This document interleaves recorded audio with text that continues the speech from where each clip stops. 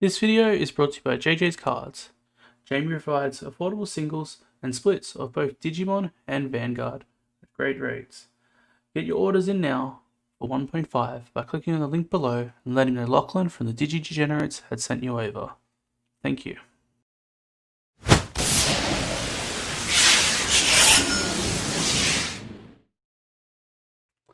Hello, welcome to the DigiDegenerates. It's Lachlan again. Today we're going to be looking at Ronan's top 16 Sunday deck profile from the webcam event. I also placed just out of top cut with this deck. So this is a modified list of my top 16 Saturday list. So we'll go through it really quickly, but there are some noticeable changes and I'll explain why we went with those. So Saturday we realized you had a high chance to verse either Omnimon or Purple if you verse the meta picks. Especially personally, I had 3 purple matchups going into after the Saturday event, so that's why we decided to make some changes. We felt like our deck, while good for the mirror, could be a little bit better, and the change we did, I think, reflected that and made it even better. So yeah, first off, for Tapirmon, everyone knows what this does now. Draws card when it dies. Obviously, for Gabumon, I should say. Sorry, pretty much the standard 8 we play. Instead of playing Devimon or anything like that, we decided to play for Tsukaimon. So what this does, when it dies as an inheritable, you gain a memory. So this card's really good because in the purple mirrors, you just essentially go into your level 4s, and then you're killing them off by either attacking the security, trading with Vengeance, or using Heat Viper to 2-for-1. So this also manipulates memory really well. So it felt really good to use this card. I definitely would consider just playing this as a 4 now in the future as well. It's very staple, I feel, especially if you expect a lot of control mirrors. Really good into the yellow matchup as well, because when they do deplete DP, it can memory trade with the Pagumon that gains a memory, so they don't get an advantage. So it's not that bad of a card. It's very good in the mirror. That's why we played it. I really liked it. And then we played 2 Impmon just to kind of help turbo through the deck. So pretty much this just solved our problems of our level 3s not doing much. Devimons are really good for a vanilla, obviously as a 2 cost, but I felt like in the mirror you don't really need to do it. You're giving your opponent quite a good amount of memory anyway. And I felt like the only matchup you want to restrict your opponent's memory in is the Omnimon matchups, because you need as little as possible against them. But other than that, I feel like you're pretty favored. Or not favored, but you put yourself in a position where you can do quite well if you play right. So I feel like my play lines were better with Tsukaimon as opposed to without it. And also Tsukaimon was good into the Omnimon matchup, because under it, when they delete it with the Omnimon skill, you get the extra memory, so that might push you to 5-6 instead of being at 4 or 5, for example. So here we go for Vilemon, pretty much still the same standard lineup. For Devimon, obviously good, and then 3 Wizardmon, it's pretty much the same. This card's debatable. I kind of want to cut it and just play 8 level 4s in the future, but other than that, I don't know. I feel like it's pretty stock standard. It's the best way to build at the moment. Level 5s, we played 4 Kimeramon. Obviously, this is the scrap dragon of the deck. It's very good. And then we played 1 WereGarurumon. So we played an extra level 5 strictly because we wanted to be able to go into our level 6s a little bit easier if we had to go up an Evo chain. However, this is the only extra one we played. We felt you didn't have to rely on always having an Evo chain, because you can just hardcast this. This inheritable skill in this is when you're attacking, you can delete another Digimon to restand the Digimon. So it's really good with a few of the Digimon we play that we wanted to Evo over. So that's why. And as we know, Kimeramon is just a good on-play level 5 that we Evo over if we get the chance to. But it doesn't come up often in the mirror match or anything like that you go into a big boy, essentially. Still the stock standard ratios, 2 Piedmon.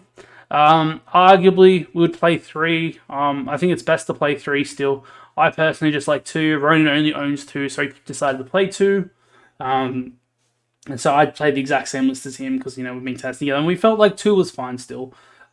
He did note that he wished he did have the 3rd one, so he's in the same boat as me. I think the 3rd is just inherently better, so you can see it a little bit extra at the time. But then we also played 2 VenomMyotismon.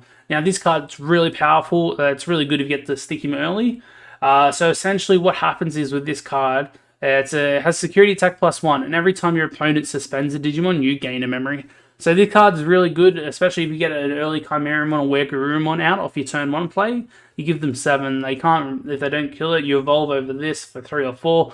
You put them on 1, obviously, or 2. You draw a card and you say go. But this card, while it does cost 4 and immediately ends your turn a lot of the time, essentially is reduced by the cost of the amount of attackers on their field, because a lot of the people don't actually want to attack and lose the memory. They want to play their stuff out. So this card is heavily bait removal.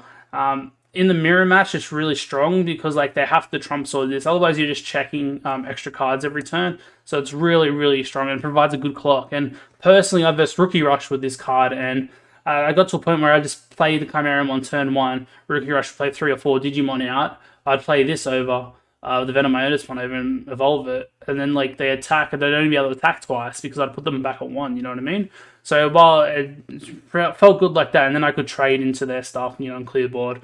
Ronan really liked this card as well, he said. I think, yeah, it's very good. I just, personally, it's a bit awkward sometimes to play, but as a 2-orb, I thought it was pretty good. This is why we call it the deck Venom Purple for Sunday. So it was really, really good. And then we played 2 Puppetmon as our tech megas. We're still of the opinion you don't need to play Volcanedramon in purple. You can if you want. Magna Draymon if you want as well, to have some, you know, yellow support for the Wizardmon, but it's not needed. I think Puppetmon's the best one to play, and really the only one you really need to play. Then level 7, we only played 1 Millenniummon. We just like thought after a while it's a good mirror breaker. We just bricked a lot on having 2 in hand. I personally went back to 2 on the Sunday EU event I played.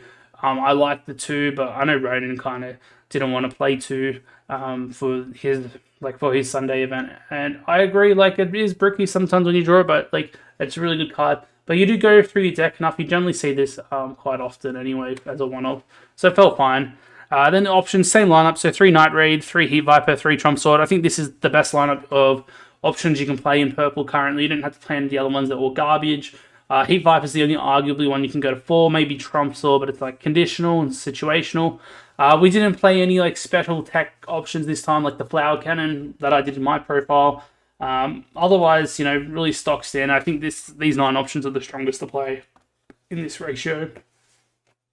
The last round up, we played 4 memory teamers, so 4 mats.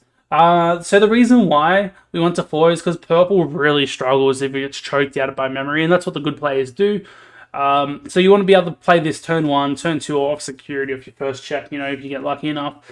And you want to be able to, you don't care about the recovery, you just want to be able to be set to 3, because that like makes your plays a lot better. Because especially because like Chimeramon's like a 7 cost, for example, making him a 4 cost is so much more efficient and better, and restricts your opponent a lot more. And as we know, if you do play these, people do play around them by like putting you to 4 or 5 anyway, and that's just even more in your favor because you have to restrict them if they don't have phenomenon. This card's just really good in the mirror, strictly really powerful. If you get to be able to play this and then choke your opponent out by, you know, going to, you know, 2 or 1 or whatever you want to do. So yeah, I feel like 4 was perfectly the thing. I personally found I bricked a little bit too much on him, so I'd probably go back to 3, but Ronan liked the 4. So it's like purely subjective, you know, it's like ratios and how you feel and everything like that. But I think 3 to 4 is correct. It's just however you feel like you want to play. So that's the deck profile. Really short, really simple. Ronan came 15th, I believe, off the top of his head, so it wasn't too bad for our first showing. The Digidegenerates did quite well. So yeah, have a good day.